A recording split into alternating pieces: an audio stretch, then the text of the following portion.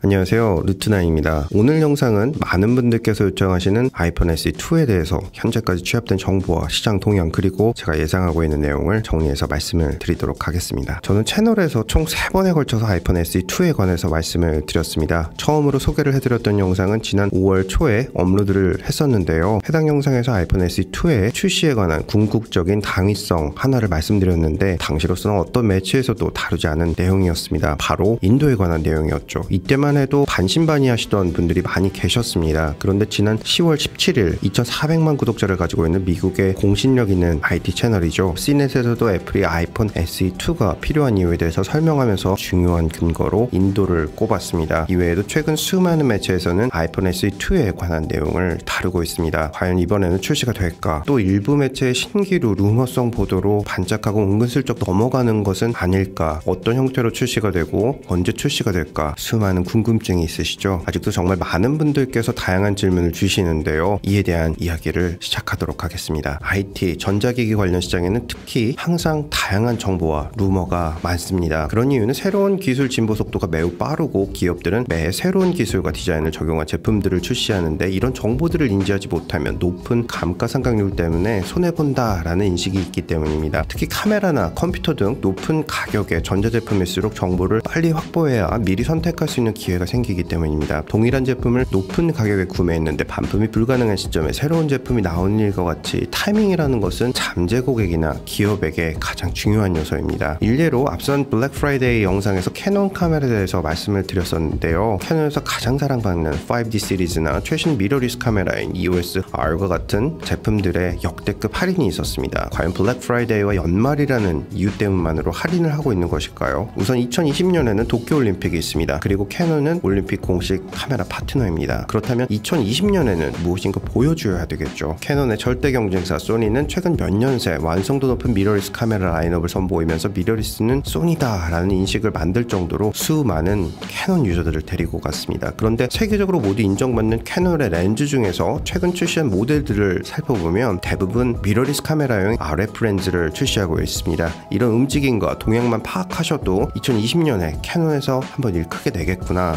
아마 미러리스 라인업이 좋아지지 않을까 하는 것들을 어렵지 않게 예상해 볼 수 있습니다. 실제로 캐논은 2020년 미러리스 카메라인 EOS R의 최상위 버전으로 최신의 디직9 프로세서, 75메가픽셀 센서와 듀얼 슬롯이 장착된 EOS RS를 준비하고 있습니다. 저는 그동안 5D Mark IV와 몇 가지 EF 렌즈들을 사용했었는데요. 지난 3월에 이미 중고로 모두 판매했습니다. 작은 정보가 빠른 선택권을 갖게 해주고 최적의 타이밍을 만들어주는 것이죠. 그런데 무엇보다 중요한 사실이 하나 있습니다. 애플 루머 중에서 가장 오랫동안 지속되면서 많은 사람들을 기다리고 실망하기를 반복하게 했던 아이폰 SE2에 대한 루머는 아마도 IT 역사상 가장 오래 지속되었고 또 재생산되었던 제품이 아닐까 합니다. 그런 이유는 바로 unmet needs, 잠재 수요 고객이 엄청나기 때문입니다. 자, 그럼 무엇보다 왜 아이폰 SE2에 엄청난 잠재 수요 고객이 있는지 알아보도록 하겠습니다. 앞선 영상에서 애플이 내년부터 1년에 스마트폰을 2회 발표하는 전략을 가지고 있다고 말씀드렸습니다. 그런데 사실 이런 전략은 애플에서 처음 시도하는 전략은 아닙니다. 애플은 지난 2013년 9월 20일 업계에서 가장 처음으로 플래그십 모델과 중저가 모델의 두 가지 버전을 선보였습니다. 바로 아이폰 5S와 아이폰 5C였는데요. 아이폰 5S는 시작가 $199에서 $849까지 옵션이 있었고, 아이폰 5C는 시작가 $99에서 $649까지의 선택 옵션이 있었습니다. 5C의 출시는 무엇보다 오늘날 아이폰의 다양한 컬러 옵션을 갖게 하는 계기가 되었지만 판매량은 역대급으로 낮았습니다. 플래그십과 중저가 모델이 동시에 보여지는 경우 결국 소비자는 플래그십을 선호하게 되는데, 비싸면 더 잘 팔리는 이유이기도 합니다. 그런데 무엇보다 아이폰 5S 자체가 당시로서는 가격에 대한 저항감이 높지 않았기 때문에 5C는 결국 아이폰 사상 가장 낮은 판매고를 기록했습니다. 이후 애플의 중저가 아이폰 전략은 무려 2년 반 동안 사라졌습니다. 하지만 창립 40주년을 맞은 애플은 2016년 3월 21일 아이폰 SE를 발표합니다. 우리는 이때 애플이 직접 말해주는 아이폰 SE에 대한 애플의 전략을 가늠해볼 중요한 단서를 갖게 됩니다. 당시 아이폰 SE 소개는 현재 아이폰, 아이패드, iOS 마케팅 부서장을 역임하고 있는 그레그가 이 프레젠테이션을 처음으로 진행했습니다. 아이폰 SE 출시 배경의 첫 번째는 무엇보다 4인치대의 심플하고 작은 아이폰을 좋아하는 사람들이 많다는 것입니다. 실제로 아이폰 10부터는 성능은 뛰어나게 좋아졌지만 무겁고 부담스러워진 것은 사실입니다. 두 번째는 이 4인치 4인치대의 심플하고 작은 아이폰을 좋아하는 사람들이 대부분 4인치대의 아이폰을 시작으로 처음 아이폰을 경험해본 사람들이라는 것입니다. 쉽게 말해서 4인치대와 5인치, 6인치 모두 보았을 때 4인치대의 아이폰이 시장에서는 가장 좋았다라는 것이죠. 그리고 무엇보다 엄청난 물량으로 구매를 한 고객은 바로 중국이었습니다. 엄청난 수요의 중국 고객들, 그리고 아직 높은 가격 때문에 쉽게 접하지 못하고 있는 신흥국, 특히 인도의 잠재 고객을 노리고 있다고 할 수 있습니다. 그레그는 간략하게 많은 사람들이 애플의 4인치대 폰을 만들어달라는 요청에 의해서 오늘 보여주게 된 것이 바로 아이폰 SE라고 말했습니다. 그리고 무엇보다 중요한 포인트를 하나 말해주는데, 작고 가격이 낮은 폰은 성능이 떨어진다라는 관념을 완전히 뒤집어 버립니다. 로즈골드 색상이 적용된 아이폰 SE 디자인을 얘기하다가 말하는 것이 바로 최고 성능의 4인치 폰이라고 설명을 합니다. 아이폰 SE에는 무엇보다 A9 칩과 M9 모션 코 프로세서를 탑재해서 아이폰 6S와 동일한 성능을 보여준다고 했습니다. 이는 무려 전작인 5S보다는 2배나 빠른 속도였습니다. 그래픽 성능도 6S와 동일한 성능을 보여주었습니다. 이 성능은 5S보다는 무려 3배나 빠른 속도였습니다. 배터리 성능도 놀랍게 향상이 되었고, 카메라 성능도 12메가픽셀의 4K 촬영도 가능했습니다. 50% 향상된 LTE 속도, 802.11 AC 와이파이가 적용되어 와이파이는 최고 전송 속도 433mbps로 5S보다는 무려 3배나 빨라졌고, 터치 아이디를 통해서 애플페이를 사용할 수 있었습니다. 게다가 아이폰 SE의 부품은 대부분 재생될 수 있는 소재를 사용했기 때문에 환경 친화적인 요소도 상당히 높았습니다. 그리고 무엇보다 가장 놀라웠던 것은 바로 시작 가격이 $399였습니다. 그래도 새롭게 선보이는 아이폰 중에서 가장 저렴하게 출시했다고 밝히면서 2년 약정으로 구입하면 무료이고, 또 무약정으로 24개월 할부로 월 17불에 구매가 가능하다고 말해주었습니다. 당시로서는 작은 규모의 극장에서 발표를 해서 반응이 크게 보이지 않았지만, 아마도 오늘날 스티브 잡스 시어터에서 이런 발표를 했다면 모두가 기립박수를 보내지 않았을까 합니다. 이후 아이폰 SE의 판매는 2016년 9월을 기준으로 아이폰 전체 매출에서 9.5%를 차지했고, 2017년 9월에는 11%를 차지했습니다. 이 숫자는 6개월 먼저 출시한 플래그십 아이폰 6S보다 1%가 더 높았고, 2018년 단종되기 전까지 전체의 약 8.5% 정도의 매출을 차지했습니다. 애플은 화려한 중저가 폰을 보여준 경험이 있습니다. 작고 싸다고 결코 성능이 뒤떨어지는 폰이 아니라 애플 창립 근원인 해적 정신이 녹아들어간 진정한 가성비의 폰이 바로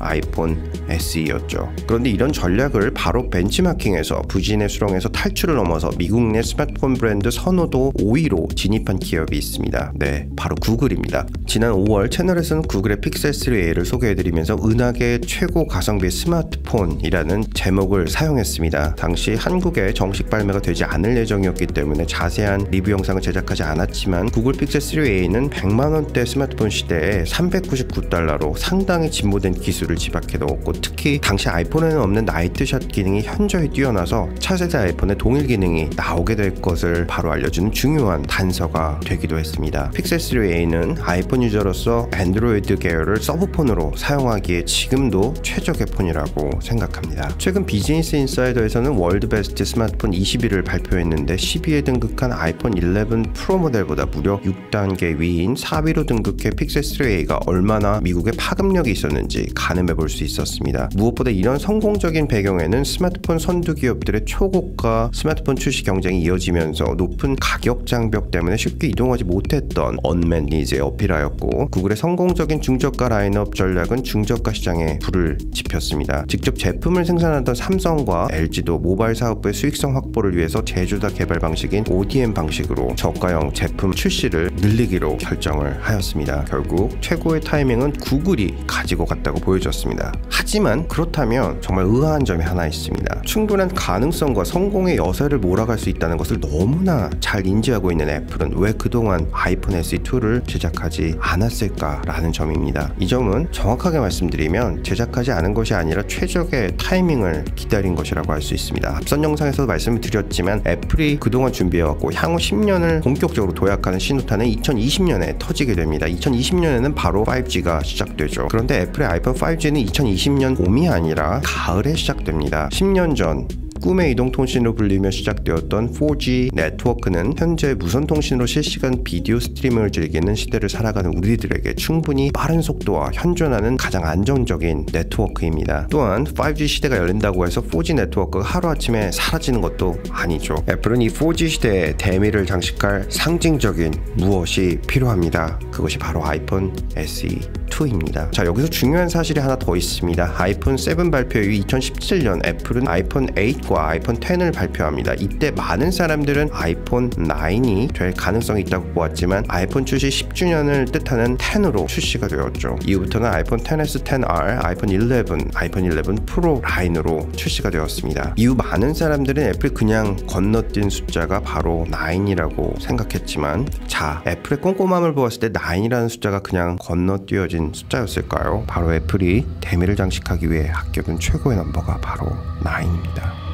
앞선 영상에서 아이폰 SE2가 애플의 플랜 B라고 말씀을 드렸었죠. 아이폰 SE2는 더 이상 애플의 플랜 B가 아닙니다. 이제는 명확히 출시를 계획하고 있는 애플의 플랜 A입니다. 아이폰 SE2는 내년 3월에 출시가 될 수밖에 없습니다. 이때를 애플이 놓쳐서는 안 되는 이유를 몇 가지 말씀드리면, 앞서 말씀드린 것 같이 경쟁사들이 중저가 폰에 대한 계획을 앞다투어 준비하고 있고 5G에 대한 기대감은 미국 증시 상승에 대한 분위기를 잘 말해주고 있습니다. 바로 앞선 영상에서 말씀드린 애플의 STP 전략과 향후 1년 이외 출시 계획은 이러한 점을 반영하기 위한 것이라고 할 수 있습니다. 이러한 가운데 애플이 아이폰 SE2를 출시해야 하는 이유는 무엇보다 마지막 4G 폰을 구매한 사람들 결국에 5G로 이동하게 되어 있기 때문입니다. 왜냐하면 5G가 아니면 안 되는, 예를 들면 VR, AR의 서비스들이 늘어나게 되어 있고 애플은 개발자들에게 이러한 어플리케이션을 만드는 것을 적극적으로 장려하고 있습니다. 이는 애플만 준비하는 것이 아니라 통신사와 정보기관과도 밀접한 관계가 있기 때문입니다. 또 애플로서는 최고의 케이블 전략이죠. 라이트닝 케이블을 또 한 번 사용할 수 있기 때문입니다. 하지만 이는 소비자로서도 결코 나쁜 선택은 아닙니다. 왜냐하면 아이폰 SE2는 시작가 $399의 가격으로 출시를 준비하고 있는데 4G 네트워크가 2020년이 되었다고 바로 사라지는 것이 아니기 때문입니다. 5G는 4G의 대체 네트워크가 아닙니다. 지난 10년 동안처럼 3G에서 4G로 많은 사람들이 자연스럽게 이동하게 된 것처럼 4G 사용자들도 점진적으로 5G로 이동하게 되는 것이죠. 그런데 재미있는 것은 바로 심리전입니다. 아이폰 SE2의 구매자가 가을에 초고속 통신이 가능한 5G 아이폰을 보면 어떨까요? 20배 더 빠른 속도, 120배로 낮은 레이턴시, 그리고 애플 스토어에 보이는 끝도 없는 줄과 함께 너나 할 거 없이 5G에 대한 찬사에 대한 기사들이 보여지는데, 과연 진정한 사과 맛을 본 사람들이라면 참을 수 있을까요? 결국 애플은 2번 판매를 할 수 있는 기회를 갖게 되는 판을 짜놓은 것이죠. 또한 아이폰 SE2는 기존 iOS 유저들에게도 어필할 수 있지만, 제가 안드로이드 픽셀 3A를 사용하면서 극찬하고 가능성을 보았던 것처럼 앤드로이드 유저들에게는 사과 맛을 저렴하게 맛볼 수 있는 서브폰의 기회로 어필될 수 있습니다. 몇몇의 언론을 통해서 아이폰 SE2의 예상 판매량이 내년 3천만 대 수준이라는 보도가 있었는데요. 앞서 언급한 중국, 인도를 비롯한 신흥국에서의 반응과 오랫동안 SE2를 기다려온 유저들, 그리고 앤드로이드 유저들까지 이 모든 언맨니즈에 정확하게 어필된다면 개인적으로 봤을 때 5천만 대 판매가 결코 어렵지 않을 것으로 예상됩니다. 자, 출시될 아이폰 SE2에 대해서 정리를